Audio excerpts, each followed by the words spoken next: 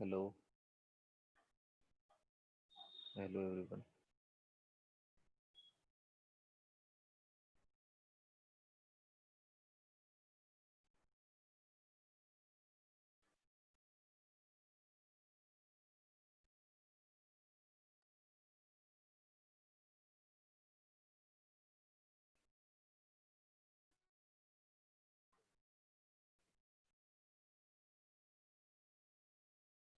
तो आज हम स्टार्ट करेंगे the very first chapter of chemistry, that is mole concept. Mole concept में जो आज का लेक्चर वो थोड़ा। तो मोल कॉन्सेप्ट पे आने से पहले कुछ बेसिक इन्फॉर्मेशन हमें पता होना चाहिए और एन एटम, मॉलिक्यूल, कंपाउंड, ये सब क्या होता है। ठीक है, तो चलिए स्टार्ट करते हैं। सबसे पहले केमिस्ट्री में हम क्या स्टडी करेंगे। Chemistry deals with composition, structure and properties of matter. ठीक है, यहाँ पे हम जो मैटर है, मैटर कितने टाइप के होते हैं उसकी बात करेंगे। उनका क्या कॉम्पोजिशन होता है, उनका क्या स्ट्रक्चर होता है और उनकी क्या प्रॉपर्टीज होती है। Properties in the sense physical property and chemical property.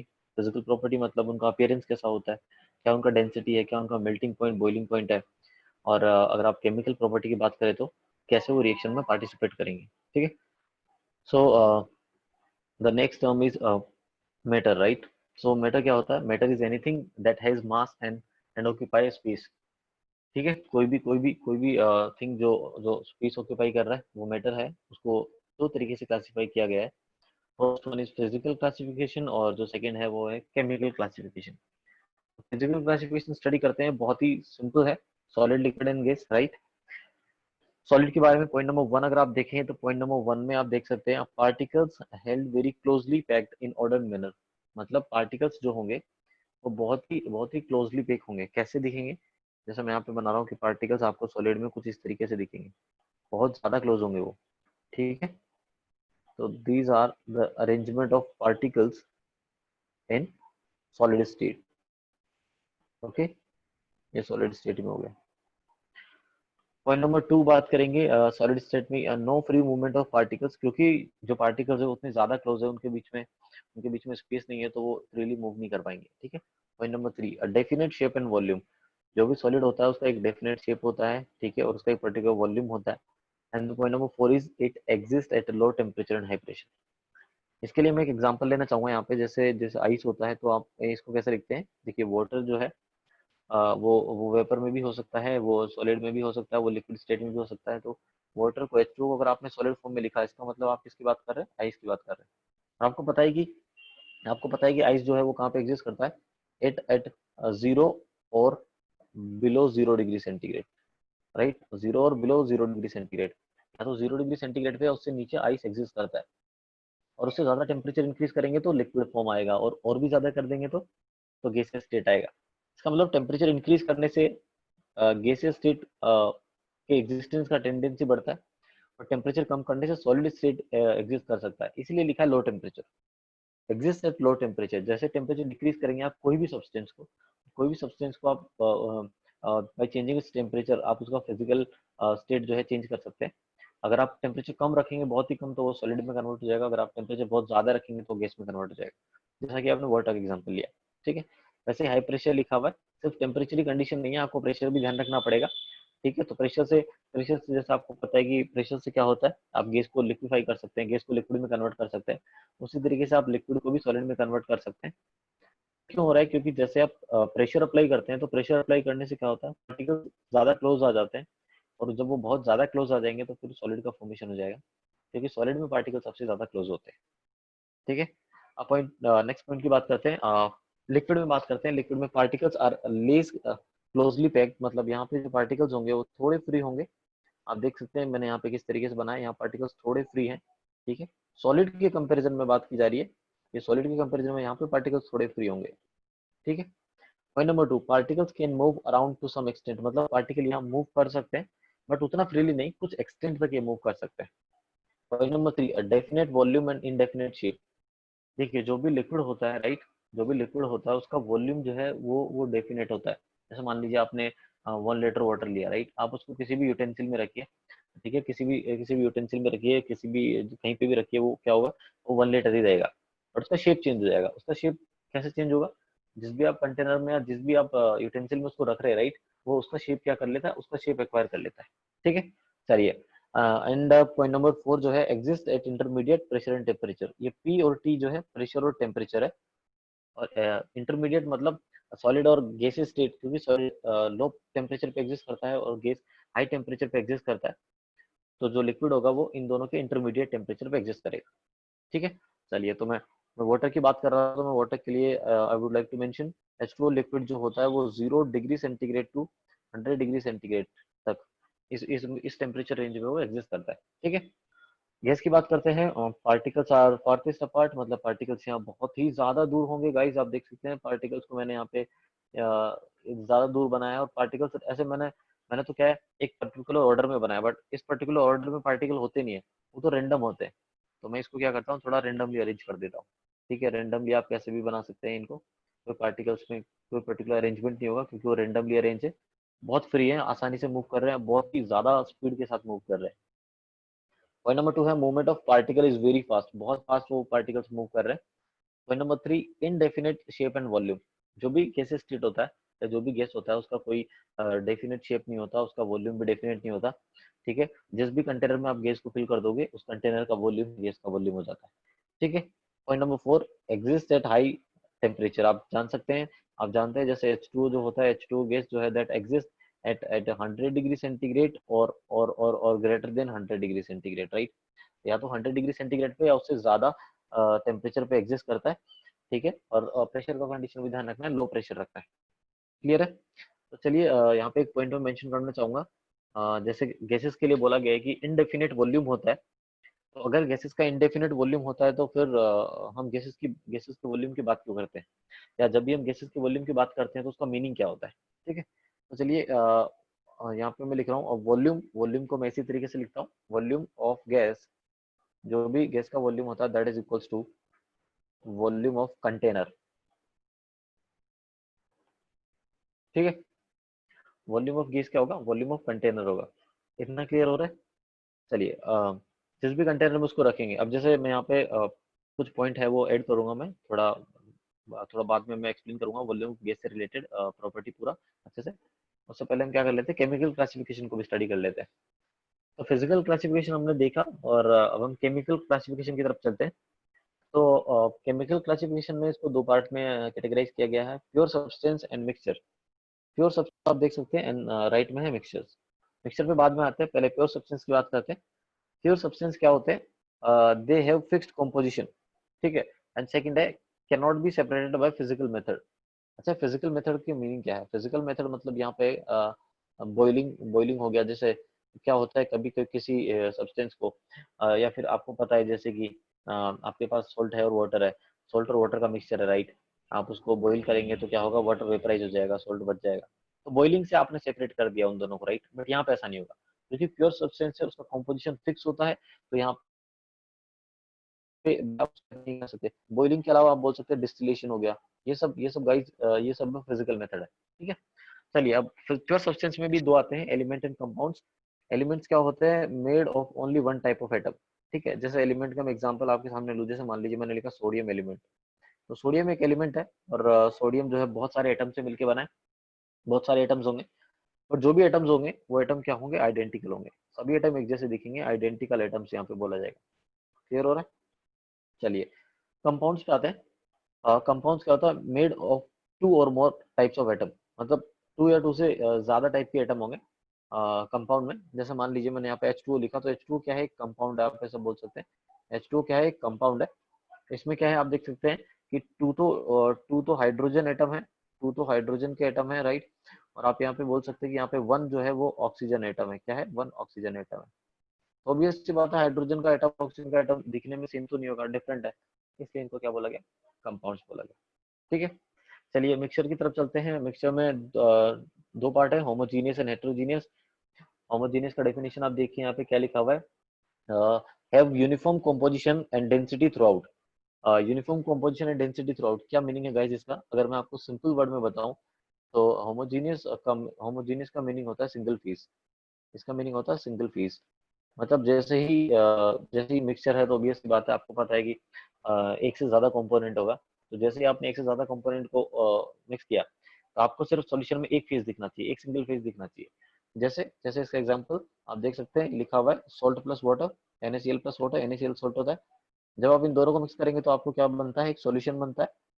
और उस सॉल्यूशन में आप जानते हैं कि उस सॉल्यूशन का क्या फिजिकल स्टेट होता है, उस सॉल्यूशन का फिजिकल स्टेट होता है गाइस लिक्विड होता है, राइट। जो सोल्ट था वो सॉलिड था पहले, और जो वाटर था वो लिक्विड होता है। तो आप देख सकते हैं कि जैसे आपने क्या किया, जैसे आपने दोनों को ऐड किया, फाइनल जो मिक्सचर है उसका फिजिकल स्टेट सिर्फ एक ही है, वो है लिक्विड, ठीक है। बट वहीं अगर आप हेट्रोजीनियस की बात करेंगे तो हेट्रोजीनियस में क्या होता है, जो कॉम्पोजिशन होता है वो यूनिफॉर्म नहीं होता है। कॉम्पोजिशन यूनिफॉर्म नहीं होने का मतलब क्या है, इसके लिए आप एग्जाम्पल देख सकते हैं। जैसे डस्ट प्लस वाटर हो गया या फिर सेंड प्लस वाटर हो गया। गाइस मैं सबसे नीचे यहाँ पे लिख रहा हूँ। जैसे मान लीजिए आपने सैंड प्लस वाटर का मिक्सचर लिया, ठीक है, आपने वाटर में सैंड मिक्स कर दिया, तो आपको पता है कि जो सैंड के पार्टिकल्स होते हैं, जो जो डस्ट पार्टिकल्स होते हैं, राइट, वो क्या करेंगे, बॉटम में अक्यूमुलेट हो जाएंगे, राइट, ऐसे ऐसे बॉटम में जमा हो जाएंगे कुछ इस तरीके से। इतना क्लियर हो रहा है, ठीक है, ऐसे बॉटम में जमा हो जाएंगे। बट आपको पता है कि जो वाटर है, वाटर कैसा रहेगा, वाटर तो गाइस कुछ इस तरीके से तो रहेगा। तो आप बोल सकते हैं कि वाटर की जो सरफेस है, ऊपर वाली सरफेस है, वहां पे तो डस्ट पार्टिकल नहीं है, बट नीचे डस्ट पार्टिकल हैं। तो आप बोल सकते हैं कि जो जो कॉम्पोजिशन है वो सेम नहीं है सब जगह, ठीक है। और आप ऐसे भी आइडिया लगा सकते हैं कि जैसे आपने डस्ट और वाटर को ऐड किया, तो जो भी सॉल्यूशन मिला उसके अंदर आपको वाटर भी दिख रहा है which is liquid in state, liquid state है उसका, और आपको डस्ट पार्टिकल भी दिख रहे हैं जिनका सॉलिड स्टेट होता है। तो यहाँ पे सिंगल फेज नहीं है, एक से ज्यादा फेज एग्जिस्ट कर रही है। क्लियर हो रहा है, चलिए। एक और टर्म मैं मेंशन करना चाहूंगा, जो होमोजीनियस मिक्सचर होता है उसको सॉल्यूशन भी बोलते हैं, ठीक है, ये ध्यान रखना। उसके बाद हम चलते हैं लॉ ऑफ केमिकल कॉम्बिनेशन पे। लॉ ऑफ केमिकल कॉम्बिनेशन क्या है, बेसिकली केमिस्ट्री में इस चैप्टर में टोटल 5 लॉज है जो हम स्टडी करेंगे, और बहुत ही सिंपल है, बेसिक है, ऐसा मैं बोल सकता हूँ, बहुत ही बेसिक लॉज है। जैसे सबसे जो पहला है that is law of conservation of mass. क्या मीनिंग है इसका, देखो स्टेटमेंट बहुत ही सिंपल है, this law states that matter can neither created nor be destroyed. In other words, the total mass, that is, the sum of mass of reacting mixture and the products formed remains constant. इसका मतलब है कि total mass of reactant is equals to total mass of product. चलिए इसको एक example से समझते हैं, और एग्जांपल से क्या होता है, थोड़ा क्लैरिटी अच्छे से मिलता है। एक सिंपल सा एग्जांपल मैं लेना चाहूंगा, बट उससे पहले मैं एक्सपेक्ट कर रहा हूँ कि आपको एटलीस्ट एलिमेंट जो है एटॉमिक नंबर 30 तक आपको एलिमेंट्स याद हैं कि कौन कौन से एलिमेंट्स होते हैं, और एटलीस्ट एटॉमिक नंबर 20 तक आपको उनका एटॉमिक मास भी याद होना चाहिए, ठीक है। अपने लोअर स्टैंडर्ड में ऐसा स्टडी किया होगा। तो कैल्शियम ऑक्साइड जैसे आप इसको हीट करते हैं, ये ट्राइंगल जो है हीटिंग को इंडिकेट कर रहा है। कैल्शियम कार्बोनेट को हीट करने पे कैल्शियम ऑक्साइड प्लस CO2 बनता है, ठीक है। गाइस देख सकते हैं, ये जो इक्वेशन है that is balance equation, equation balance है। तो यहाँ पे मुझे बैलेंस करने की जरूरत नहीं है इसको। चलिए अब देखते हैं, जिसने बात की थी law of conservation of mass की, उसको प्रूफ करते हैं। Left hand side guys calcium carbonate है, इसको CaCO3 बोलते हैं। कैल्शियम का मास होता है 40 होता है, कार्बन का 12 होता है गाइस, और ऑक्सीजन का होता है 16। बट क्योंकि यहाँ पे 3 ऑक्सीजन है तो 16 इंटू 3 हो जाएगा, और जब आप इसको ऐड करेंगे तो गाइस आपको मिलेगा, ठीक है। राइट हैंड साइड में CaO है, कैल्शियम ऑक्साइड है। कैल्शियम का मास आपको पता ही है 40 होता है, और ऑक्सीजन का आपको पता ही है 16 होता है। तो गाइस ये हो गया 56 हो गया। और CO2 जो है कार्बन डाइऑक्साइड, जिसको कार्बन डाइऑक्साइड जो कि गैसीय स्टेट में होता है, अगर आप कार्बन डाइऑक्साइड की बात करेंगे तो कार्बन 12 हो गया, और ऑक्सीजन जो हो जाएगा, ऑक्सीजन का 16 होता है, बट यहाँ पे क्योंकि 2 ऑक्सीजन है तो 16 इंटू 2 हो जाएगा गाइस, ये आ गया 44। और जब आप इन दोनों को ऐड करेंगे 56 और 44 को, तो आपको मिलेगा 100 मिलेगा, राइट। आप देख सकते हैं लेफ्ट में जितना मास था राइट में भी उतना ही मास है, सिंपल सी बात है, क्लियर हो रहा है। बट आपको गाइस पता होना चाहिए कि आप बैलेंस करें इक्वेशन को। जैसे मान लीजिए मैंने एक इक्वेशन आपके सामने लिखा, H2 plus O2 gives H2 मैंने लिख दिया। अब मैंने सिर्फ इतना लिखा, H2 plus O2 gives H2 मैंने लिख दिया। आपको क्या करना है, सबसे पहले बैलेंस करना है इस इक्वेशन को। आप देख सकते हैं कि हाइड्रोजन दोनों साइड, लेफ्ट में हाइड्रोजन 2 है और राइट में भी हाइड्रोजन 2 है, but oxygen left hand side में 2 है, राइट, और राइट हैंड साइड में सिर्फ 1 ऑक्सीजन है। तो आपको क्या करना है, आप एक काम कीजिए, राइट हैंड साइड 2 से मल्टीप्लाई कर दीजिए। तो जैसे आपने राइट में 2 से मल्टीप्लाई किया, ऑक्सीजन तो बैलेंस हो गया, दोनों साइड 2 एटम है ऑक्सीजन के। और हाइड्रोजन राइट में 4 हो गया और लेफ्ट में 2, तो लेफ्ट में भी आपसे 2 से मल्टीप्लाई कर दीजिए, फाइनली बैलेंस हो गया। तो चलिए इस इक्वेशन से एक्सप्लेन करते हैं, इस इक्वेशन से समझते हैं कि law of conservation of mass का मीनिंग क्या है। So let us start with hydrogen. Hydrogen जो H2 है उसका मास होता है 2, और क्योंकि 2 मॉलिक्यूल्स लिए हुए हैं तो 2 इंटू 2 हो गया गाइस, यहाँ पे 4 हो गया। ऑक्सीजन का होता है 16, तो 16 इंटू 2 हो गया, यहाँ पे 32 हो गया गाइस, ठीक है। तो 4 + 32 इज 36 हो गया यहाँ पे। चलिए H2 की बात करते हैं। H2 से पहले 2 लिखा हुआ है तो 2 से तो मल्टीप्लाई करना ही है। H2 में H2 है, 2 हाइड्रोजन है तो उसका 2 हो गया हाइड्रोजन का, 2 हाइड्रोजन का और एक ऑक्सीजन का 16 हो गया। तो गाइस यहाँ पे भी आप देख सकते हैं कि 18 × 2 ये भी 36 आएगा। तो left and right hand side, left side में और राइट हैंड साइड में आप देख सकते हैं जो मास है वो क्या है, सेम है। मास कंजर्व रहता है, बहुत ही सिंपल सा लॉ है। बाय डिफॉल्ट अगर आपने एक इक्वेशन को बैलेंस कर दिया है गाइस, तो मास अपने आप बैलेंस हो चुका है, ऐसा समझ लेना कि मास अपने आप बैलेंस हो चुका है। बट देखिए इस लॉ का भी एक लिमिटेशन है, मैं बोलना चाहूंगा, लिमिटेशन नहीं बोलूंगा, मैं बोलूंगा कि अगर जैसे कि यहाँ पे क्या हो रहा था कि कैल्शियम कार्बोनेट, इस रिएक्शन का मीनिंग अगर आप समझे तो calcium carbonate on decomposition gives calcium oxide plus CO2, right. तो जैसे फॉर एग्जांपल 100 ग्राम हम कैल्शियम कार्बोनेट ले रहे हैं तो उससे आपको 100 ग्राम ही प्रोडक्ट्स मिलेगा, वेट तो सेम ही मिलेगा, ठीक है, क्योंकि मास तो कंजर्व रहता है। बट फॉर एग्जांपल मान लीजिए कि आपने 100 ग्राम कैल्शियम कार्बोनेट लिया और उसमें से सिर्फ 50 ग्राम ही डिकम्पोज हो रहा है, 50 ग्राम डिकम्पोज नहीं हुआ, तो उस केस में आप ये नहीं बोल सकते total mass of reactant is equals to total mass of product, क्योंकि क्योंकि ये तभी एप्लीकेबल है, total mass of reactant is equals to total mass of product तभी एप्लीकेबल है जब पूरा का पूरा रिएक्टेंट कंज्यूम हो रहा है, ठीक है, जब पूरा रिएक्टेंट कंज्यूम होगा। हो सकता है कि कुछ रिएक्टेंट बच जाए, राइट। जैसे मैं क्या बोलना चाह रहा हूँ, मैं बोलना चाह रहा हूँ if reaction is not 100% completed, if reaction is not 100% complete, अगर अगर रिएक्शन 100% कंप्लीटेड नहीं है तो उस केस में आप क्या बोलेंगे, उस केस में गाइस लिखा जाएगा total mass of reactant, total mass of reactant is equal to लिखा जाएगा total mass of product, total mass of product plus plus में लिखा जाएगा टोटल मास,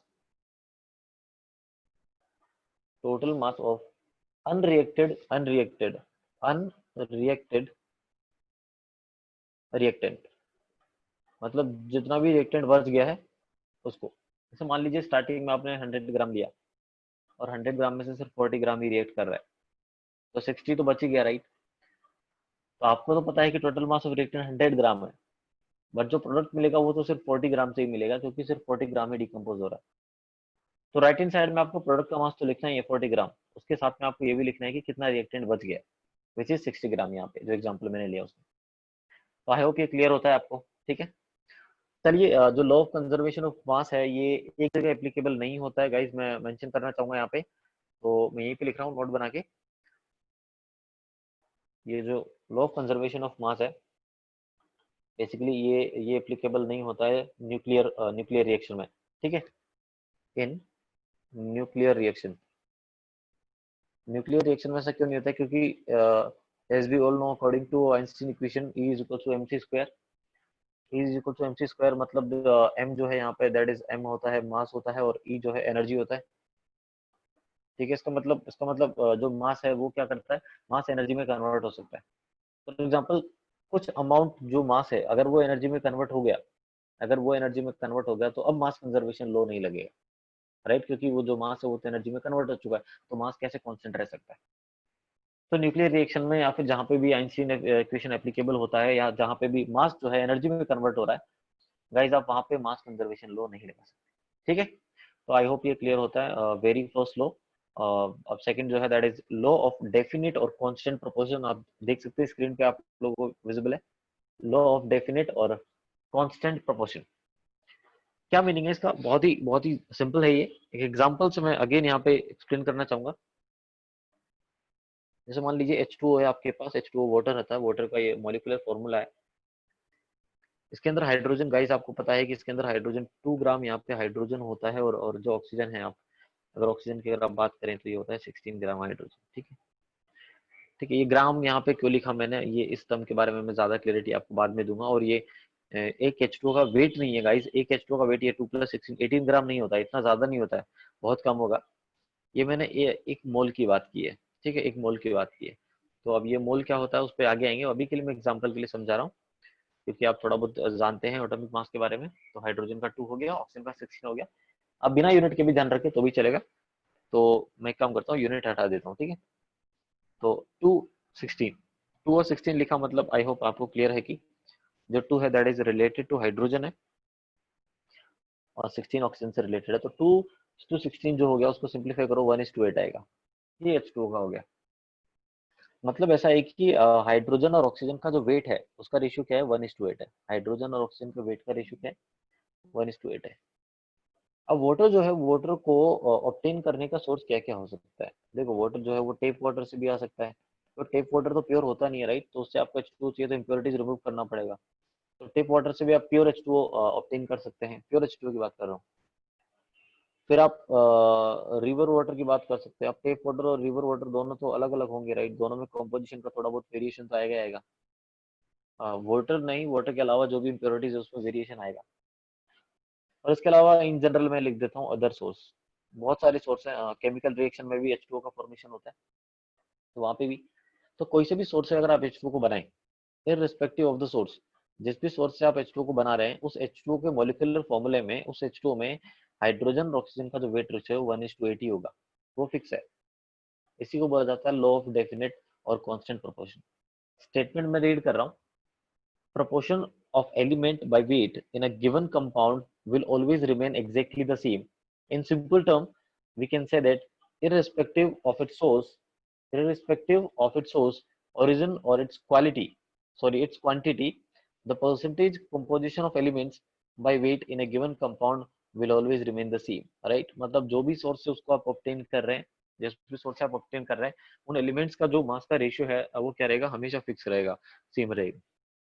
क्लियर हो रहा है? चलिए, ये हो गया। चलिए बात कर लेते हैं, एक्सेप्शन की बात कर लेते हैं। हर जो भी लॉ है उसमें कुछ ना कुछ लिमिटेशन है, कुछ ना कुछ एक्सेप्शन है उसके। जैसे इसका जो एक्सेप्शन है गाइस वो है आइसोटोप। आइसोटोप क्या होता है उसकी भी बात करेंगे।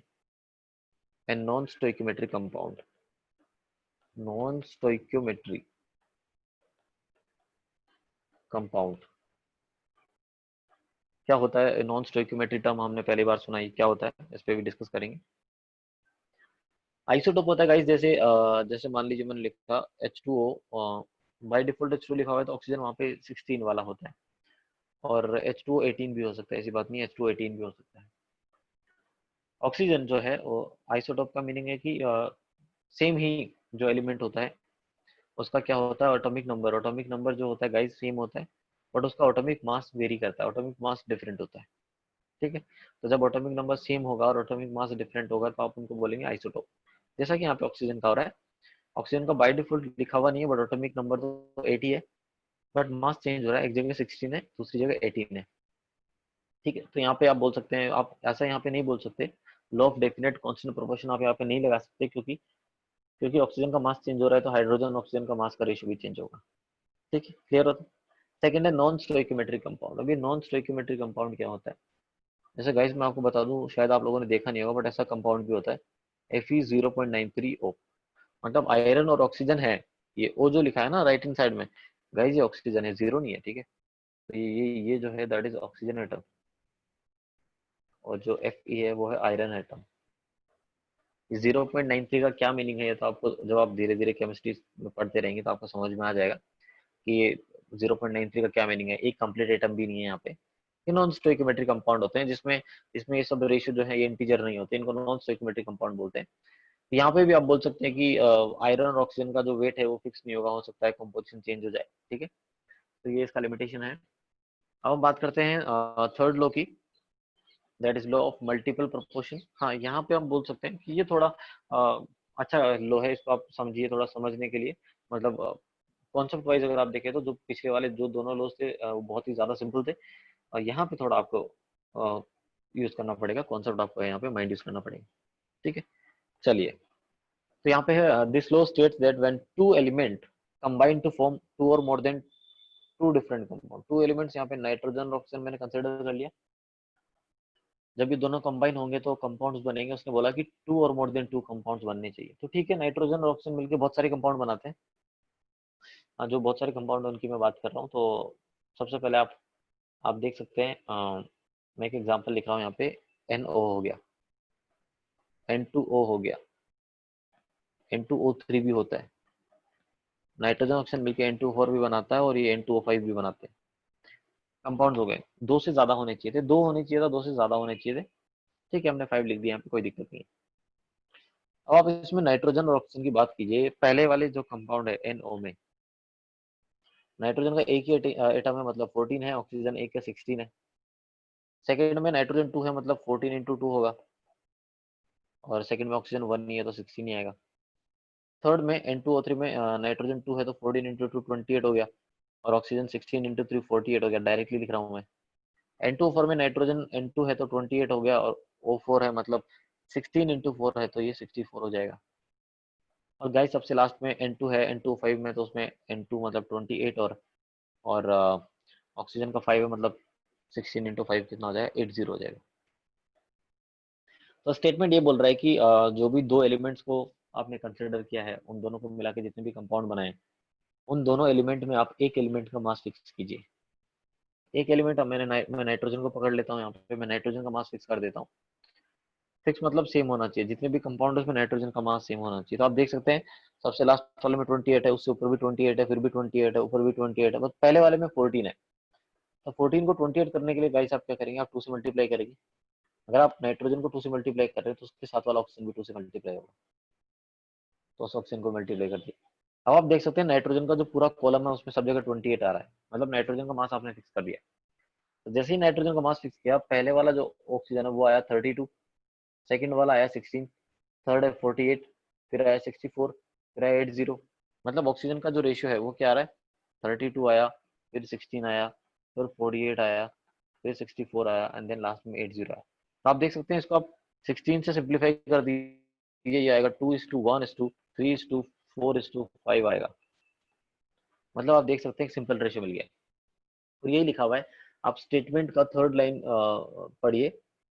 Different masses of one element B which combine with fixed mass of other element bear a simple ratio to one another। ये यहाँ पे आपको सिंपल रेशियो मिल रहा है। ठीक है, आई होप क्लियर हो रहा है, बहुत ही सिंपल है ये गाइस। उसके बाद हम चलते हैं लॉ ऑफ रेसिप्रोकल प्रोपोर्शन में। लॉ ऑफ रेसिप्रोकल प्रोपोर्शन मैं बोलूंगा कि इसको थोड़ा आप अच्छे से समझिए। इसमें गाइस लिखा हुआ है if three elements A B and C combine to form three different compound. तो चलिए एक काम करते हैं, ए बी और सी लिख लेते हैं। जैसे ये हो गया, ठीक है, ये बी हो गया और ये सी हो गया। ए और बी मिलके कुछ कंपाउंड बना रहे हैं, बी और सी मिलके कुछ बना रहे हैं, और ए और सी मिलके एक कंपाउंड बना रहे हैं। तो यहाँ पे तो ए बी एंड सी लिखा हुआ है, हम थोड़ा रियलिस्टिक बात करते हैं, तो मैं ए बी और सी को कुछ मान लेता हूँ। जैसे मैंने मान लिया कार्बन मान लिया, मैंने हाइड्रोजन मान लिया, और मैंने यहाँ पे ऑक्सीजन मान लिया। तो कार्बन और हाइड्रोजन को मिला के एक कंपाउंड, बहुत ही फेमस कंपाउंड CH4 मीथेन बना दिया मैंने। हाइड्रोजन और ऑक्सीजन को कंबाइन करके मैंने बनाया H2 का फॉर्मेशन किया, और कार्बन और ऑक्सीजन को मिलकर मैंने बना दिया यहाँ पे CO2 बना दिया। ठीक है, बहुत ही सिंपल है। चलिए अब स्टेटमेंट रीड करते हैं। Three different compounds A B B C C A, then the ratio of masses of A and B, the ratio of masses of A and B combining with fix mass of C. मतलब एक element है उसका mass fix कीजिए आप। किसका mass fix करते हैं, चलिए आते हैं। पहले आप देखिए CH4 में कार्बन जो है वो 12 होगा, हाइड्रोजन 4 होगा। CO2 में कार्बन डाइऑक्साइड में कार्बन 12 होगा और ऑक्सीजन क्या होगा, 32 होगा। दोनों जगह कार्बन का CH4 और CO2 में कौन सा एलिमेंट कॉमन है, कार्बन कॉमन है, तो कार्बन का मास फिक्स कर दीजिए। जैसे कार्बन का मास फिक्स किया CH4 में, हाइड्रोजन का रेशियो क्या मिला, हाइड्रोजन और ऑक्सीजन का रेशियो क्या मिला। CH4 से मैं किसकी बात कर रहा हूँ, मैं CH4 और CO2 मॉलिक्यूल की बात कर रहा हूँ। CH4 में भी कार्बन 12 है और CO2 में भी कार्बन 12 है, तो CH4 में हाइड्रोजन का 4 आएगा और CO2 से ऑक्सीजन का 30 आ रहा है। वेट, सिंपल कीजिए इस रेशियो को, 1:8 आएगा। ठीक है, अभी तक हमने H2 को यूज नहीं किया है, वाटर को यूज नहीं किया है। अभी तक हमने क्या किया, बाकी तीन में से जो भी दो कंपाउंड है, उन दोनों कंपाउंड में ऑब्वियस सी बात है एक एलिमेंट तो कॉमन होगा। तो जो एलिमेंट कॉमन है उसका मास फिक्स कर दिया हमने, कार्बन का मास फिक्स कर दिया, और बाकी दो एलिमेंट का रेशियो निकाल लिया। ठीक है, इसको निकाल लिया। अब आगे चलते हैं। जो तीसरा कंपाउंड जिसको हमने अभी तक टच नहीं किया, जिसके बारे में हमने स्टडी नहीं किया, उस कंपाउंड को देखिए, H2O है। ठीक है, H2O में देखिए हाइड्रोजन का क्या रेशियो होगा, हाइड्रोजन 2 होगा, ऑक्सीजन 16 होगा। अब इसको सिंप्लीफाई कीजिए, ये भी 1:8 आ गया। तो क्या ये दोनों रेशियो सेम आ गए। जब आपने H2 को स्टडी भी नहीं किया तो भी 1:8 आ रहा है, और आपने जब H2 को फोकस किया तब भी 1:8 आ रहा है, तो दोनों रेशियो सेम आ गए। तो ये जो रेशियो सेम आना है, इसी को क्या बोलते हैं, लॉ ऑफ रेसिप्रोकल प्रोपोर्शन। ठीक है, मैं स्टेटमेंट रीड कर रहा हूँ. If three elements A B and C combine to form three different compounds A, B, B, C and CA, then the ratio of masses of A and B combining with the fixed mass of C is either same. यहाँ पे same मिल रहा है guys, यहाँ पे same मिल रहा है, जरूरी नहीं है सेम हो, either सेम लिखा हुआ और a simple multiple of ratio in which masses of A and B combine with each other. ठीक है, तो आपको क्या करना है, मोस्टली आपको क्या मिलेगा कि सिंपल रेशियो, आपको क्या होगा कि दोनों जो रेशियो है वो बिल्कुल सेम ही मिल जाएंगे. और गाइस मैं बता दूं आपको कि जैसे आपने केमिकल रिएक्शन को बैलेंस किया है, राइट, जैसे आप एक केमिकल रिएक्शन को बैलेंस करेंगे, ये जो लॉज हैं ये अपने आप सेटिस्फाई हो जाएंगे. ठीक है, तो आपको चेक करने की जरूरत नहीं पड़ेगी अलग से. चलिए पॉइंट नंबर 5 की बात करते हैं. पॉइंट नंबर 5 जो है, जो फिफ्थ लॉ है, that is Gay Lussac law of combining volume. ये गाइस वॉल्यूम से रिलेटेड है. क्या मीनिंग है इस लॉ का वो भी समझते हैं. गाइस मैं बता दूं कि वॉल्यूम की बात कर रहे हैं तो ये जो है ये सिर्फ उसी रिएक्शन के लिए एप्लीकेबल है, उसी केमिकल रिएक्शन के लिए एप्लीकेबल है जिसमें सभी सभी गैसेज हो. जैसे मैं बात करता हूँ H2 ये गैस होता है, Cl2 ये भी गैस होता है, और इन दोनों से मिलकर फॉर्मेशन होता है 2HCl का. HCl भी गैस होता है, सभी गैसेज हैं इसलिए यूज कर रहे हैं. So at given temperature and pressure, उसने टेम्परेचर प्रेशर को कंस्ट्रक्ट किया, बोला the volume of all gases reactant and product bear a simple ratio, a simple whole number ratio to each other.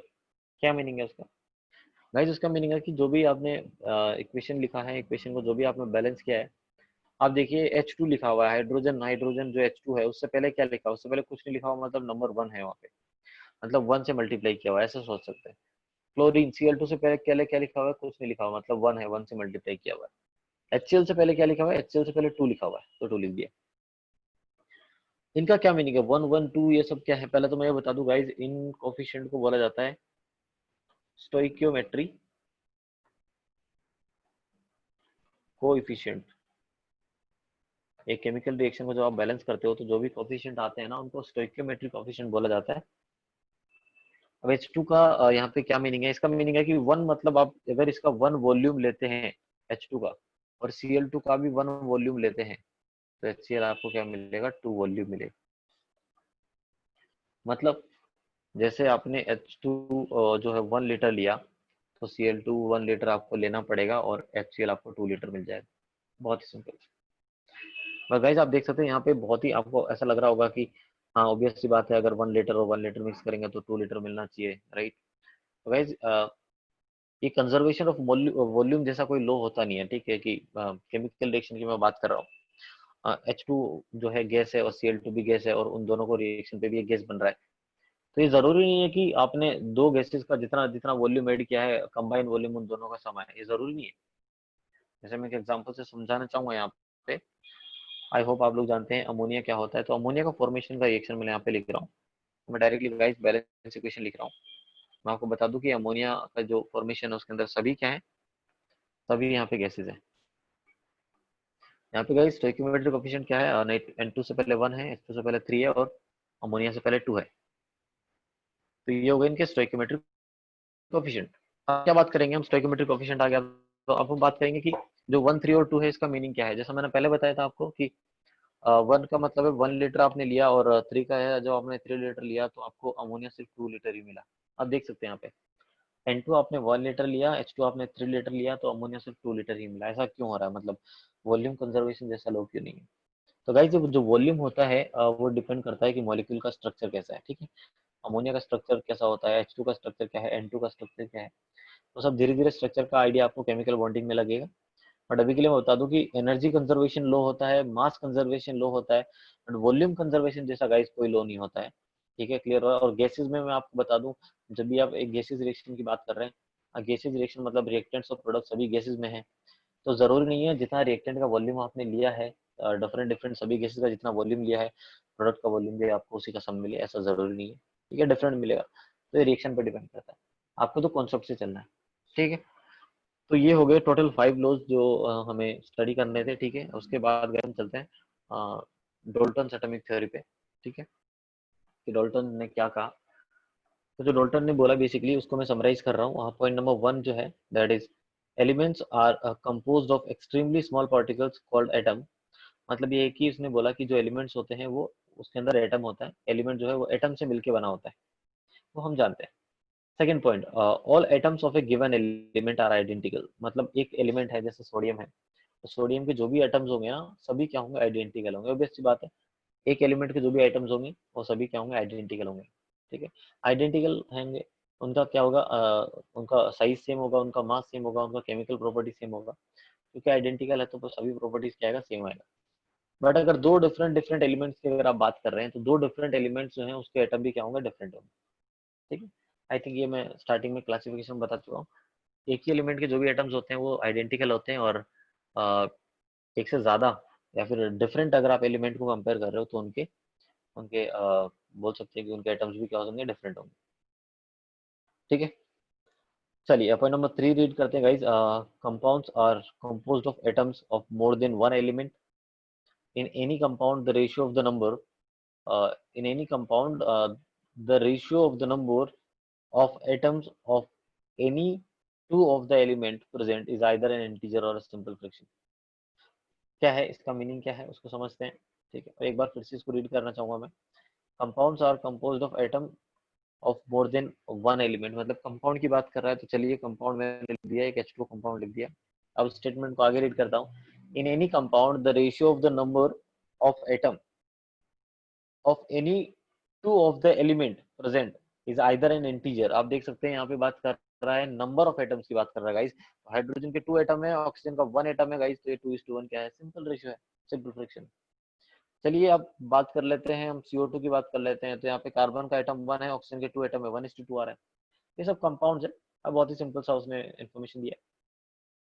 हाँ, पॉइंट नंबर 4 देखते हैं। A chemical reaction involves only the separation, combination and sorry और rearrangement of atom, it does not result in their creation और destruction. मतलब ये है कि एक केमिकल रिएक्शन में एटम जो है वो सेपरेट हो सकता है, वो कंबाइन हो सकता है किसी दूसरे के साथ, वो रीअरेंज हो सकता है, अपनी पोजीशन चेंज कर सकता है, बट कभी भी एटम जो है वो नहीं तो डिस्ट्रॉय होगा, नहीं कोई नया एटम बनेगा।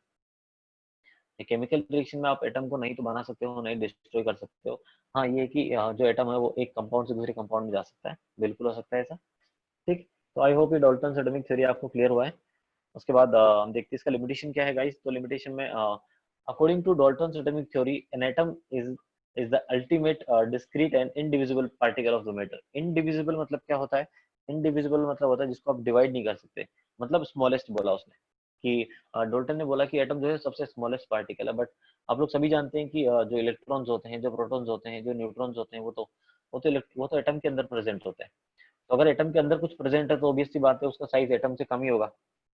तो ऐसा बोल सकते हैं कि जो एटम है वो इंडिविजिबल नहीं है, क्योंकि एटम के अंदर भी कुछ ना कुछ सब एटॉमिक पार्टिकल्स होते हैं, उनको हम सब एटॉमिक पार्टिकल्स बोलते हैं, इलेक्ट्रॉन, प्रोटॉन और न्यूट्रॉन्स। ठीक है, चलिए गाइस चलते हैं ड्रॉबैक पे। ड्रॉबैक में पॉइंट नंबर 1 है एटम्स ऑफ द सेम और different type have a strong tendency to combine together to form a new group of atom. ठीक है, मतलब क्या होता है कि एटम जो है उसका टेंडेंसी होता है कंबाइन करने का, मॉलिक्यूल बनाने का। जैसे जैसे मैं बता दूं कि जो हाइड्रोजन होता है नेचर में आपको H2 के फॉर्म में मिलता है, जो ऑक्सीजन होता है वो O2 के फॉर्म में मिलता है, नाइट्रोजन N2 के फॉर्म में मिलता है। तो ऑक्सीजन आपको नेचर में अकेला ऑक्सीजन एटम नहीं मिलता, वो O2 के फॉर्म में मिलता है गाइस। आप बोल सकते हैं कि O2 तो अपने आप में एक मॉलिक्यूल है, वो एलिमेंट नहीं है, वो एक मॉलिक्यूल है। तो ये भी बोला जा सकता है कि जो जो गैसेस होती हैं, जैसे for example hydrogen, nitrogen, oxygen gases exist in nature as group of two atom. मतलब जो भी गैसेस हैं ये H2, O2 और N2, ये एलिमेंटल फॉर्म में एग्जिस्ट नहीं कर रही है, ये ग्रुप ऑफ एटम के फॉर्म में एग्जिस्ट कर रही है, या फिर ग्रुप ऑफ एटम बोला ज्यादा ठीक रहेगा क्योंकि दो दो एटम है सबके पास। ठीक है, तो ऐसा बोला जा सकता है, ये इंडिकेट कर रहा है that the smallest unit capable of independent existence is not an atom but A group of atom. मतलब एटम जो है उसके लिए बोला गया था, एटम के लिए बोला गया था कि क्या है वो सबसे स्मॉलेस्ट पार्टिकल है जिसका जिसका एक एग्जिस्टेंस है, इंडिपेंडेंट एग्जिस्टेंस है। बट क्योंकि आप देख सकते हैं कि ऑक्सीजन के केस में अकेले ऑक्सीजन का कोई इंडिपेंडेंट एग्जिस्टेंस नहीं है, अकेला ऑक्सीजन नहीं होता है, वो O2 होता है। ठीक है, O2 होता है, इसका मतलब ये स्टेटमेंट ये बता रहा है कि एक एटम का इंडिपेंडेंट एग्जिस्टेंस नहीं है, एक मॉलिक्यूल का होता है। तो मॉलिक्यूल सबसे स्मॉलेस्ट पार्टिकल होना चाहिए था, ऐसा बोला गया। बट गाइस आप जानते हैं कि ये भी सही नहीं है। ठीक है, पॉइंट नंबर 2 की बात करते हैं। पॉइंट नंबर 2 में है with the discovery of some atomic particles like electron, proton and neutron.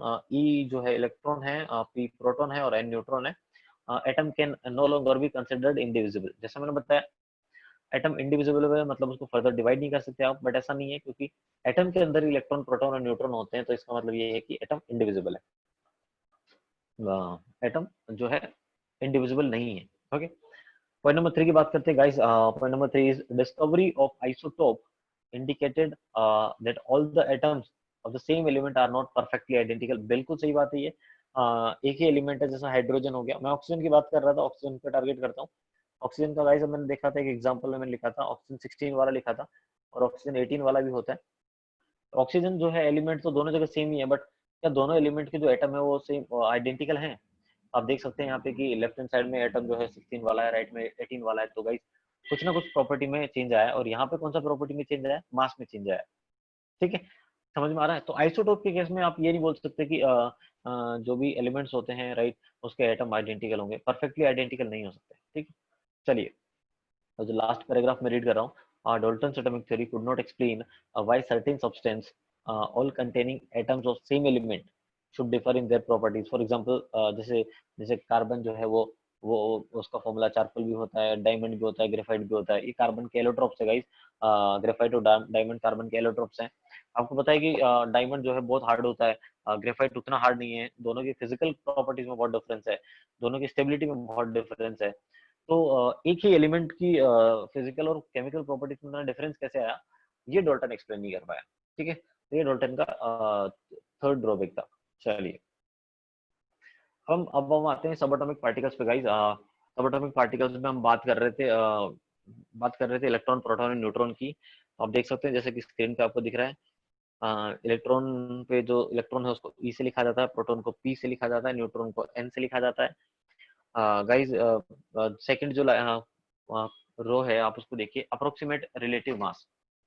Approximate relative mass में इलेक्ट्रॉन का लिखा 1/1836, यहाँ पे 1 और यहाँ पे 1 लिखा हुआ है।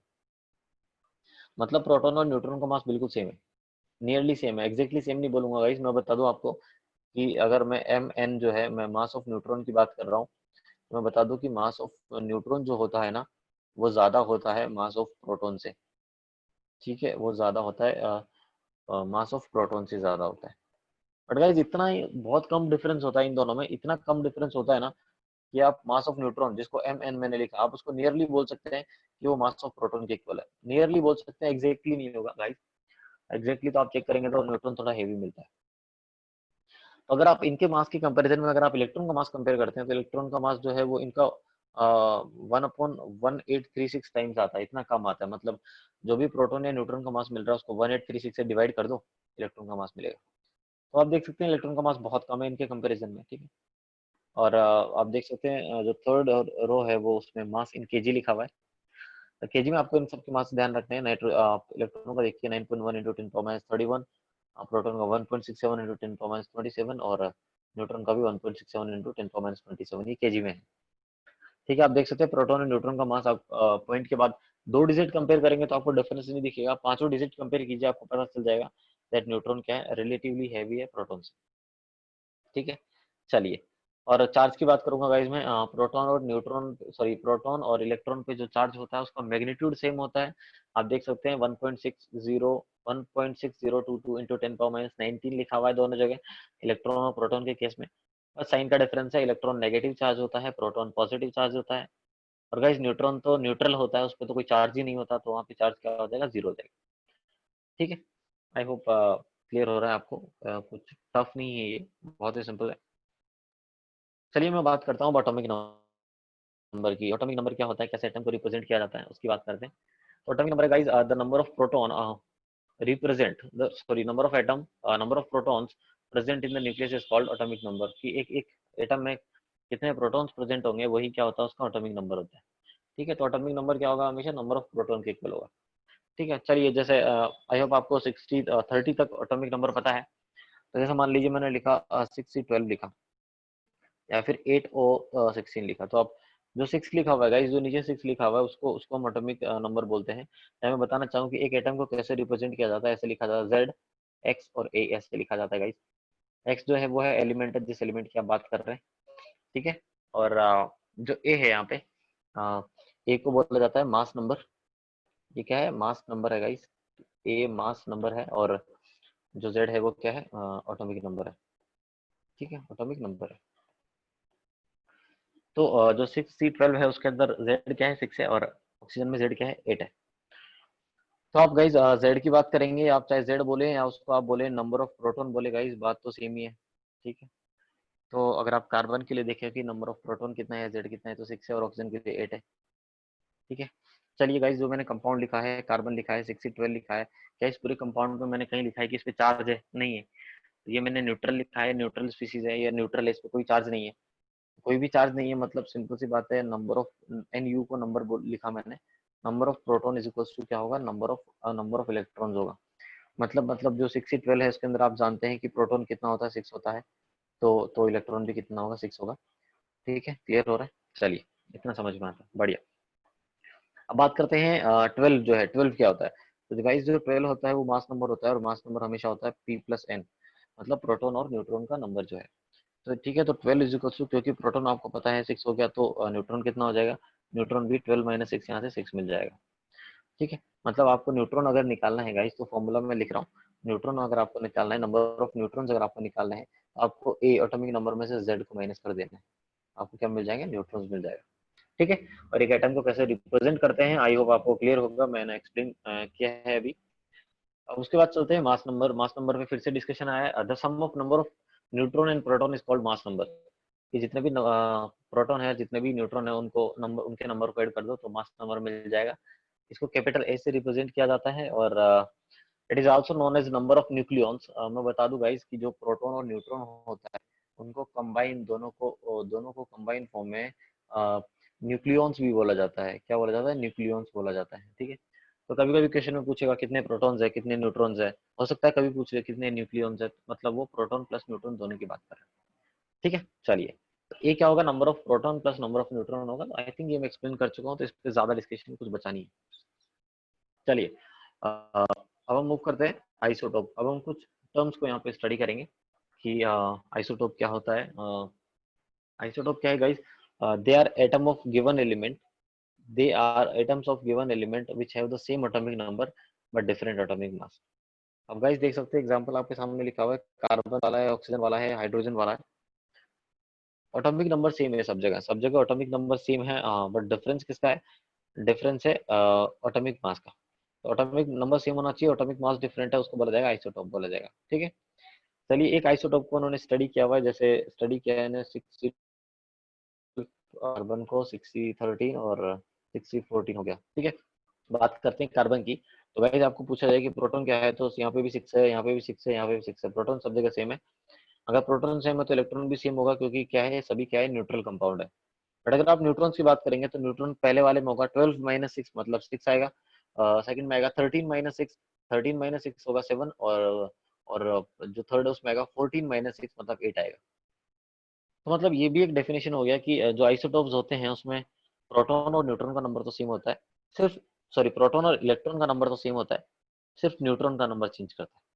ठीक है, तो बोल सकते हैं कि आइसोटोप्स में डिफरेंस क्या होता है, नंबर ऑफ न्यूट्रॉन्स जो होते हैं वो डिफरेंट होते हैं। ठीक है, चलिए गाइस, मैं बता दूं, हाइड्रोजन के आइसोटोप आपको ध्यान रखने हैं, 1H1, 1H2 एंड 1H3। ठीक है, 1H1 को बाय डिफॉल्ट H लिखा हुआ है, मतलब वो 1H1 की बात कर रहा है। 1H2 को D लिखा जाता है क्योंकि उसको ड्यूटीरियम बोलते हैं, और 1H3 को T लिखा जाता है, कैपिटल T लिखा जाता है, क्योंकि उसको आप ट्रिशियम बोलते हैं। तो आप प्रोटॉन, इलेक्ट्रॉन, न्यूट्रॉन इसमें आसानी से कैलकुलेट कर सकते हैं, और लिखा हुआ है, आप समझ सकते हैं। उसके बाद गाइस चलते हैं आइसोटोन्स पे।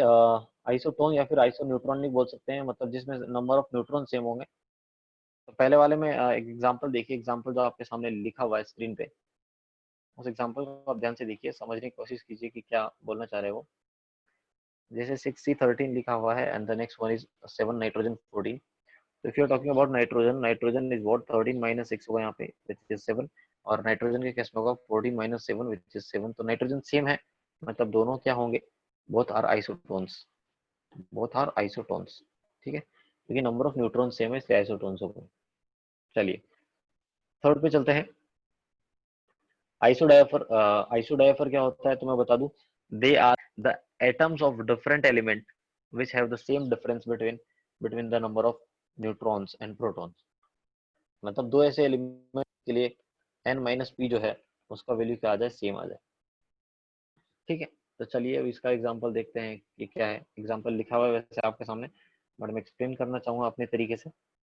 जैसे 5b11 हो गया और 6c13 हो गया। तो पहले n निकालेंगे, फिर p निकालेंगे, फिर n माइनस p निकालेंगे। तो n क्या है, 11 माइनस 5 है। n क्या है, 13 माइनस 6 है। 11 माइनस 5 होता है 6 होता है, और 13 माइनस 6 होता है 7। बोरॉन में प्रोटॉन कितना है, 5 है, और कार्बन में प्रोटॉन कितना है, 6 है। n माइनस पी कितना हो जाएगा यहाँ पे, 6 माइनस 5, ये आ गया 1, और यहाँ पे कितना हो गया, 7 माइनस 6, यहाँ पे भी आ गया 1। तो गाइस आप बता सकते हैं क्या n माइनस पी का वैल्यू सेम आया दोनों में, 1 1, इसलिए इनको क्या बोला गया, आइसो डायाफर। ठीक, चलिए चलते हैं आइसोस्टर पे। गाइस आइसोस्टर जो है, दे आर द मॉलिक्यूल्स, ये मॉलिक्यूल पे है। पहली बात तो अब तक जो भी हमने टर्म्स पढ़ी वो एटम्स के लिए थी, ये मॉलिक्यूल के लिए है, विच have the same number of atoms and electron. मतलब मैं CO2 की बात करना चाहूंगा और N2 की बात करना चाहूंगा। दो कंडीशन है यहाँ पे, दोनों मॉलिक्यूल्स में नंबर ऑफ इलेक्ट्रॉन सेम होने चाहिए, नंबर ऑफ एटम्स भी सेम होने चाहिए। जैसे CO2 में टोटल आप देख सकते हैं 3 एटम्स है। 3 एटम कैसे बोला मैंने, एक कार्बन का एटम है और 2 ऑक्सीजन के एटम है। वहीं आप N2 की बात कर रहे हैं तो वहां पे भी 3 एटम्स है। क्यों, क्योंकि 3 एटम में क्या लिखा मैंने, 2 nitrogen atom plus 1 oxygen atom.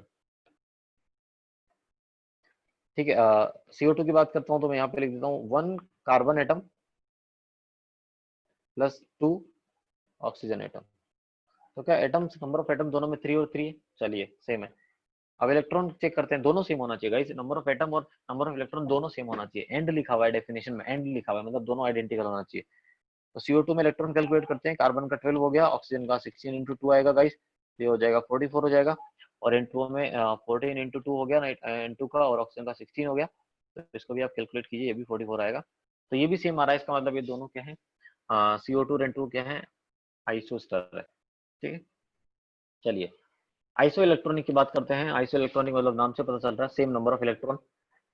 तो guys same number of electron जो है, उसके मैं कुछ एग्जांपल आपके सामने लिख देता हूँ। जैसे N-3 हो गया, O-2 हो गया, F-1 हो गया, नियोन हो गया, Na+ हो गया, Mg+2 हो गया, Al+3 हो गया। एटॉमिक नंबर की बात कर लेते हैं, Z की बात कर लेते हैं गाइस। N2 का 7, नाइट्रोजन का 7 होता है, ऑक्सीजन का 8 होता है, क्लोरीन का 9, फिर 10, फिर 11, फिर 12, फिर 13। तो जो ये Z है बेसिकली यही क्या है, यही क्या है, नंबर ऑफ प्रोटॉन्स है। ठीक है, नंबर ऑफ प्रोटॉन्स। अब न्यूट्रॉन, अब हम इलेक्ट्रॉन की बात करते हैं, सॉरी न्यूट्रॉन नहीं, इलेक्ट्रॉन की बात करते हैं। तो गाइस अगर आप इलेक्ट्रॉन की बात कर रहे हैं N-3 के लिए, तो नाइट्रोजन में क्योंकि प्रोटॉन 7 है तो इलेक्ट्रॉन भी 7 होने चाहिए थे, बट यहाँ पे नाइट्रोजन -3 लिखा हुआ, मतलब वो 3 इलेक्ट्रॉन गेन कर रहा है। तो 7 होने चाहिए थे, 7 में 3 गेन हो गए, मतलब 7 + 3 कितना हो गया, 7 + 3 कितना हो गया, 10 हो गया। ठीक है, और O-2 की बात करते हैं, ऑक्सीजन के पास कितने इलेक्ट्रॉन थे, ऑक्सीजन के पास 8 इलेक्ट्रॉन होते हैं न्यूट्रल में, और 2 इलेक्ट्रॉन गेन कर लिए, -2 मतलब 2 इलेक्ट्रॉन गेन कर लिए, तो 8 + 2 क्या हो गया, 10 हो गया। F- की बात करते हैं, फ्लोरीन के पास 9 होते हैं इलेक्ट्रॉन, -1 मतलब एक गेन कर लिया, तो क्या हो गया, अगेन 9 + 1 क्या हो गया, 10 हो गया। नियोन तो न्यूट्रल में लिखा हुआ है, तो 10 प्रोटॉन है, तो 10 ही इलेक्ट्रॉन होंगे। सोडियम की बात कर रहे हैं, 11 इलेक्ट्रॉन होने चाहिए थे, बट एक इलेक्ट्रॉन लूज कर दिया उसने, क्योंकि Na+ लिखा हुआ है, प्लस मतलब लॉस ऑफ इलेक्ट्रॉन, तो एक इलेक्ट्रॉन लॉस हो गया, मतलब 11 - 1, तो ये हो गया 10। वैसे Mg की बात करूंगा, 12 - 2 ये भी 10 आएगा, और एल्यूमिनियम की बात करूंगा 13 - 3 ये भी 10 आएगा। तो जितने भी एग्जांपल लिखे गाइस उसमें नंबर ऑफ इलेक्ट्रॉन सेम है, they are isoelectronic. Clear हो रहा है, बाकी एग्जांपल आप देख सकते हैं स्क्रीन पे लिखा हुआ है, एग्जांपल 1, एग्जांपल 2, एग्जांपल 3, आप उनको रेफर कर सकते हैं। नंबर ऑफ इलेक्ट्रॉन सेम है, which means they are isoelectronic. Is that clear? Okay, अब हम चलते हैं मोल पे, कि मोल क्या होता है। ठीक है, चलिए मोल के बारे में कुछ बेसिक हम बेसिक इन्फॉर्मेशन गैदर कर लेते हैं, कुछ समझ लेते हैं कि जो मोल है उसको कैसे एक्सप्लेन किया गया है। तो गाइस देखिए, सबसे पहले मोल क्या है, जैसे जैसे मैं एक सिंपल से एग्जांपल से आपको समझाना चाहूँ। जैसे आप बोलते हैं 1 डजन, आप बोलते हैं कि 1 डजन क्या होता है, 1 डजन आप बोलते हैं 12 यूनिट होता है, आप बोलते हैं कि 1 डजन 12 यूनिट है। अब वो 1 डजन कुछ भी हो सकता है गाइस, जैसे आपने बोला कि we are talking about 1 dozen pen. 1 dozen pen मतलब आप बोल दोगे कि 12 पेन है आपके पास। ठीक है, आप बोल दोगे 1 डजन, आप बोल दोगे चेयर बोल दोगे, तो इसका मतलब कितनी चेयर्स है, टोटल 12 चेयर्स है आपके पास। ठीक है, बहुत ही सिंपल है। तो वैसे ही मोल को भी डिफाइन किया गया है, वैसे ही एग्जैक्टली उसी तरीके से मोल को डिफाइन किया गया है। तो 1 मोल अगर आपको बोला जाए कि 1 मोल क्या होता है, तो एक्चुअली 1 मोल जो होता है वो होता है 6.0 0.22 इंटू 10^23 इतना एंटिटी होता है। मैं यहाँ पे मेंशन करूंगा, एंटिटी मेंशन करूंगा, ठीक है। अब वो 1 मोल कुछ भी हो सकता है, जैसे फॉर एग्जांपल मैं बात करूं 1 मोल पेन की बात करूं तो 1 मोल पेन कितना होगा, 6.022 इंटू 10^23 पेन्स होंगे, इतने पेन होंगे, ठीक है। जैसे डजन में 12 होता है, वैसे 1 मोल में इतना नंबर होता है, ये नंबर आपको ध्यान रखना है। क्लियर हो रहा है? चलिए, बट हम यहाँ पे पेन पेंसिल चेयर ये सब की बात तो नहीं करेंगे, हम एटम्स और मॉलिक्यूल की बात कर रहे हैं, तो थोड़ा टू द पॉइंट बात करते हैं। तो फॉर एग्जाम्पल मैंने यहाँ पे लिखा one mole one mole atom, 1 mole atom लिखा, which means instead of mole mole मुझे क्या लिखना है, 6.022 इंटू 10^23 इतने एटम्स हैं आपके पास, ठीक है।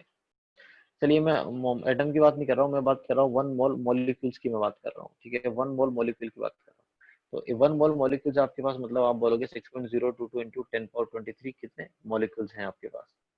सिंपल सी बात है, क्या किया, सिर्फ मोल को हटा के वो नंबर मैंने फिट कर दिया। और गाइस मैं बता दूं कि ये जो नंबर है 6.022 इंटू 10^23, इसको एवोगेड्रो नंबर भी बोला जाता है, ठीक है। इसको आप एन ए से रिप्रेजेंट करते हैं, एन ए से रिप्रेजेंट करते हैं, और इसी को एवोगेड्रो नंबर भी बोला जाता है, ठीक है। क्लियर हो रहा है, समझ में आता है? चलिए, तो हम बात कर रहे थे 1 मोल मॉलिक्यूल्स की, 1 मोल एटम की, आई होप क्लियर होता है। चलिए, इसका जो नेम हो वो लिख देता हूँ, इसको एवोगेड्रोस नंबर भी बोला जाता है, एन ए को। ऑप्शन में एन ए ही लिखूंगा, आपको समझ लेना है कि वो है 6.022 इंटू 10^23, ठीक है। चलिए, अब बात करते हैं कि 1 मोल का ये नंबर उन्होंने कैसे आइडेंटिफाई किया। जैसे 1 डजन 12 होता है, तो 12 को उन्होंने डिसाइड किया कि 1 डजन बोलेंगे, तो उन्होंने इस ऐसे कैसे डिसाइड किया कि यार इसके लिए करूंगा। अब mole is the amount of substance that consist as many entities, entities guys यहाँ पे या तो एटम्स हो सकते हैं, या मॉलिक्यूल्स हो सकते हैं, कुछ भी हो सकता है यहाँ पे, as there are atom exactly in 12 gram of carbon 12 isotope. Guys ये लाइन से क्लियर हो रहा है कि ये नंबर कैसे मिला हमें, एवोगेड्रो नंबर कैसे मिला, कि हमने 12 ग्राम कार्बन लिया, 12 ग्राम कार्बन लिया हमने। बट कार्बन कौन सा वाला लिया, कार्बन जो है उसके आइसोटोप बहुत सारे होते हैं, कार्बन 12 वाला भी होता है, कार्बन 13 वाला भी होता है, कार्बन 14 वाला भी होता है। हमने लिया कार्बन 12, कार्बन 12 जो है वो एक आइसोटोप है, कार्बन 12 का हमने 12 ग्राम लिया, कार्बन 12 का हमने 12 ग्राम लिया, और उसके अंदर कैलकुलेट किया कि कितने कितने कार्बन के एटम है। तो जितने हमें कार्बन के एटम मिले बेसिकली उसी को हमने 1 मोल बोल दिया। और वही 1 मोल जो है जब हमने कैलकुलेट किया उन नंबर ऑफ एटम्स को, तो गाइस वो आया एवोगेड्रो नंबर की, ठीक है। चलिए, समझ में आ रहा है? पॉइंट सेकंड पैराग्राफ रीड कर रहा हूँ, from mass spectrometer we found that there are 6.022 into 10^23 atoms are present in 12 gram of carbon 12। तो ये भी क्वेश्चन आता है कि कैसे कैलकुलेट किए कि कितने एटम्स है, काउंट नहीं किए होंगे, कैसे कैलकुलेट किए। तो एक डिवाइस आता है गाइस, मास स्पेक्ट्रोमीटर, जिससे कैलकुलेट किया गया कि इतने इतने एटम्स है, ठीक है। चलिए, उसके बाद आते हैं 1 मोल is the collection of 6.022 into 10^23। Guys ये 10^23 है, यहाँ पे कंफ्यूज ना हो, मैं यहाँ पे करेक्ट कर रहा हूँ इसको, इसको मैं करेक्ट कर रहा हूँ, ये है 6.02 into 10^23 है ये। एंटिटीज यार, एंटिटीज में भी may रिप्रेजेंट एटम्स, आयंस हो सकता है, मॉलिक्यूल्स हो सकता है, या फिर पेन पेंसिल चेयर पेपर कुछ भी हो सकता है। बट यहाँ पे हम एटम मॉलिक्यूल्स आयंस की बात करेंगे। चलिए, तो 1 मोल ऑफ एटम, ये ध्यान रखना आप, 1 mole of atom is also termed as 1 gram atom. कभी कभी क्वेश्चन में लिखा हुआ मिल जाएगा 1 ग्राम एटम, आपको समझना है 1 मोल एटम की बात कर रहा है। 1 ग्राम आयन, जी मतलब ग्राम है यहाँ पे, 1 ग्राम आयन मतलब 1 मोल आयन की बात कर रहा है। 1 ग्राम मॉलिक्यूल मतलब 1 मोल मॉलिक्यूल्स की बात कर रहा है। तो एक ही टर्म को बोलने का डिफरेंट तरीका है ये, तो आप इसको ध्यान रखिए, ठीक। चलिए, अब हम आगे चलते हैं guys, methods of calculation of mole. Mole को कैसे कैलकुलेट करते हैं, तो गाइस मैं बता दूं, 3 तरीके से हम मोल को कैलकुलेट करते हैं। टोटल 3 फॉर्मूले होते हैं मोल्स के, मोल कॉन्सेप्ट के पॉइंट ऑफ व्यू से देखा जाए तो क्या है। सबसे पहले जो पॉइंट नंबर 1 है, if number of species is given, मतलब आपको अगर नंबर दिए हुए हैं किसी एटम का नंबर दिया हुआ है, तो आपको उस नंबर को Na से डिवाइड करना है, उस गिवन नंबर को डिवाइड करना है Na से, तो आपको नंबर ऑफ मोल्स मिल जाएंगे। आप देख सकते हैं number of moles is equal to given number divided by capital Na, and Na is what, Na जो होता है दैट इज एवोगेड्रो नंबर, और उसका वैल्यू होता है 6.022 into 10^23, ठीक है। क्लियर हो रहा है? चलिए, सेकंड आता है इफ इफ सेकंड आता है if weight of given species is given, अगर वेट दिया हुआ है तो नंबर दिया हुआ है तो Na से डिवाइड करेंगे, वेट दिया हुआ है तो किससे डिवाइड करेंगे, एटॉमिक वेट से डिवाइड करेंगे। Then number of moles is equal to given weight divide by atomic weight. अगर एटम का वेट दिया हुआ है तो एटॉमिक वेट से डिवाइड करेंगे, अगर मॉलिक्यूल का वेट दिया हुआ है तो मॉलिक्यूलर वेट से डिवाइड करेंगे। ठीक है, बहुत ही सिंपल है। कैसे कैलकुलेट करते हैं मॉलिक्यूलर वेट उसके भी एग्जांपल हम करेंगे, बहुत ही सिंपल है ये। तो फिर से बोलना चाहूंगा कि अगर वेट दिया हुआ है तो मोल निकालने के लिए आपको, अगर एटम है तो एटॉमिक वेट से डिवाइड कीजिए गाइस, अगर मॉलिक्यूल है तो मॉलिक्यूलर वेट से डिवाइड कीजिए। ठीक है। And point number 3 which is very very important, it says if volume of a gas is given along with its temperature and pressure, then n is equals to pv by rt। what it is basically मैं इसको explain करना चाहूंगा यहाँ पे। ये जो pv by rt है ये गाइस एक आइडियल गैस इक्वेशन है। ये एक इक्वेशन है, गैस का इक्वेशन है, आइडियल गैस का इक्वेशन है। क्या होता है, ये एक नया चैप्टर है, इसको अलग से स्टडी करेंगे। अभी यहाँ पे मैं बता दूं कि उसको सिंप्लीफाई अगर आप करेंगे तो आपको मिलेगा PV is equal to NRT, आपको मिलेगा उसी क्वेश्चन को अगर आप सिंप्लीफाई करेंगे गाइस तो ऐसा कुछ मिलेगा आपको, PV is equal to NRT. ठीक है, इतना क्लियर होता है। ठीक है, तो चलिए यहाँ पे पी क्या है, वी क्या है, क्या है, आर क्या है, टी क्या है, सबकी बात कर लेते हैं। हाँ, तो गाइस मैं बता दूं यहाँ पे वो है प्रेशर होता है, कि प्रेशर की बात कर रहे हैं। जो वी है वो यहाँ पे वॉल्यूम है। ठीक है। जो टी है गाइस वो यहाँ पे टेम्परेचर है। टी एम पी मैंने लिखा, सिर्फ वो शॉर्टकट लिखा, टेम्परेचर है। एन जो है गाइस, एन होता है मोल्स, मोल्स की बात कर रहे हैं, अभी हमने देखा मोल्स क्या होते हैं। और गाइस एक बच के यहाँ पे आर, जिसको आप बोलते हैं यूनिवर्सल, ये होता है universal gas constant, universal gas constant होता है। ठीक है, तो इसका भी आप बोल सकते हैं, इसका भी एक प्रॉपर वैल्यू होता है आर का, जिसकी हम बात करेंगे क्या होता है। वन बाय वन हम देखेंगे प्रेशर जो है उसको कैसे लिखा जाता है, प्रेशर क्या क्या क्या यूनिट होता है, वो सब हम देखेंगे। तो करूंगा यूनिट ऑफ प्रेशर की बात करूंगा कि प्रेशर जो है उसको पी आर इनवर्ट लिखा गाइस मैंने, पी आर मतलब प्रेशर है यहाँ पे। तो प्रेशर यूनिट होता है गाइस एटीएम, एटमॉस्फेरिक होता है, और जो 1 एटीएम होता है that is equal to 760 mm of HG होता है। 760 mm ऑफ एचजी होता है, या फिर यही 76 सेंटीमीटर ऑफ एचजी होता है। एचजी क्या है, यहाँ पे मर्क्यूरी है, मतलब एक एटमॉस्फेरिक प्रेशर को मर्क्यूरी के स्केल पे मेजर किया गया गाइस। ठीक है, अभी के लिए आप इतना ध्यान रखिए, that is more than sufficient. ठीक है। उसके अलावा हम इसका एसआई यूनिट की बात कर लेते हैं गाइस। इसका एसआई यूनिट होता है 1.01325, okay, into into 10 power 5 into 10 power 5, ये आता है पास्कल आता है गाइस। ठीक है, ये आता है पास्कल होता है। ठीक है, प्रेशर जो है पास्कल में भी मेजर किया जाता है, आप लोग जानते हैं। या फिर इसी को पास्कल को अगर आप थोड़ा सा सिंप्लीफाई कर दे गाइस, तो मैं इसको थोड़ा यहाँ पे करेक्ट करूंगा, मिस्टेक हो गया। अगर आप इसी को सिंप्लीफाई करेंगे 1.01325 इंटू 10 पावर 5, पास्कल जो होता है गाइस वो क्या होता है, न्यूटन मीटर स्क्वायर होता है, न्यूटन पर मीटर स्क्वायर होता है। ठीक है, चलिए। और एक और यूनिट होता है, आई होप आपको पता होगा, बार, बार भी प्रेशर का यूनिट है, उसको बोलते हैं 1.01325 बार, जो होता है वो भी प्रेशर का यूनिट है। तो ये सभी कन्वर्जन आपको पता होने चाहिए। क्वेश्चन में हो सकता है किसी भी यूनिट में दिया हो, आपको कुछ भी सॉल्व करना पड़ सकता है। आर की बात कर रहे हैं, यूनिवर्सल गैस कांस्टेंट, इसका जो वैल्यू होता है दैट इज 0.0821 लीटर एटीएम पर मोल केल्विन। कहाँ से आया ये देखो गाइज, जो पीवी को एनआरटी है, जो आइडियल गैस इक्वेशन है, उससे आर इज इक्वल टू क्या मिल सकता है, आर का फॉर्मूला मिलेगा पीवी बाय एन टी मिलेगा। तो पी इंटू वी ऊपर है, तो पी का वॉल्यूम, पी का यूनिट होता है एटीएम और वी का होता है litre, divide by N T. N क्या है, मोल है, मोल को तो मोल ही बोलते हैं, और टी टेम्परेचर का यूनिट क्या है, केल्विन है। टेम्परेचर का यूनिट गाइज केल्विन में रखना है, ध्यान रखना, पीवी को एनआरटी में टेम्परेचर आपको केल्विन में पुट कर रहा है। ठीक है, चलिए, ये तो एक वैल्यू हो गया इसका। ठीक है गाइज, मैं बता दूं, इसी को नियरली आप 1/12 भी लिखते हैं। जब भी न्यूमेरिकल सोल्व करना पड़ता है ना, इसको नियरली 1/12 लिखते हैं। एग्जैक्टली तो 1/12 0.0821 नहीं आएगा, एक्चुअली 1/12 आता है सिर्फ 0.08 बट फिर भी हम यूज कर सकते हैं, क्वेश्चन में हमको थोड़ा फास्ट कैलकुलेशन करना पड़ता है इसकी। फिर उसके बाद है गाइज, जूल में बात करेंगे तो जूल में होता है 8.314 आता है इसका वैल्यू। ठीक है, यूनिट होता है जूल पर मोल केल्विन हो गया। ठीक है, और उसके बाद सबसे लास्ट में जो आता है वो है कैलोरी में बात कर रहा हूँ, 1.98 आता है, 1.98 आता है कैलोरी पर मोल केल्विन। बट गाइज यहाँ पे भी मैं बोलूंगा कि हम इसको नियरली क्या बोलते हैं, हम इसको नियरली 2 कैलोरी पर मोल केल्विन यूज कर लेते हैं। ठीक है, 2 कैलोरी पर मोल केल्विन हम नियरली 2 यूज कर लेते हैं क्वेश्चन में। ठीक है, चलिए, आर का हो गया। गाइस जगह नहीं बचा है तो मैं वॉल्यूम की भी बात करना चाहूंगा, वॉल्यूम भी उतना ही इक्वली इंपॉर्टेंट है। तो वॉल्यूम की मैं बात करूंगा तो जो 1 लीटर होता है, मैं पहले बता दूं 1 लीटर जो होता है वो 1000 ml होता है, ठीक है, 1000 ml होता है। और मैं बता दूं कि जो 1 ml है उसी को हम बोलते हैं 1 cc, और सीसी क्या होता है, सेंटीमीटर क्यूब होता है। जैसे आप लोगों ने सुना होगा जो भी बाइक्स होते हैं उनके इंजन पे आपने सुना होगा कि ये 150 cc है या 200 cc है, तो that CC indicates centimetre cube which is basically 1 ml। तो ये क्या है, वॉल्यूम है, मतलब वो इंजन का वॉल्यूम होता है कि इतना उस इंजन का वॉल्यूम है। क्लियर हो रहा है? ठीक है, चलिए उसके बाद हम चलते हैं सीधा गाइज, डायरेक्टली हम चलते हैं कैसे आपको मोल कैलकुलेट करना है। वो वही फॉर्मूला जो पहले लिखा हुआ था बिल्कुल वैसा ही है। हाँ, तो हमने देखा था कि अगर आपको नंबर दिया है, मोल निकालना है तो एन से डिवाइड करना है।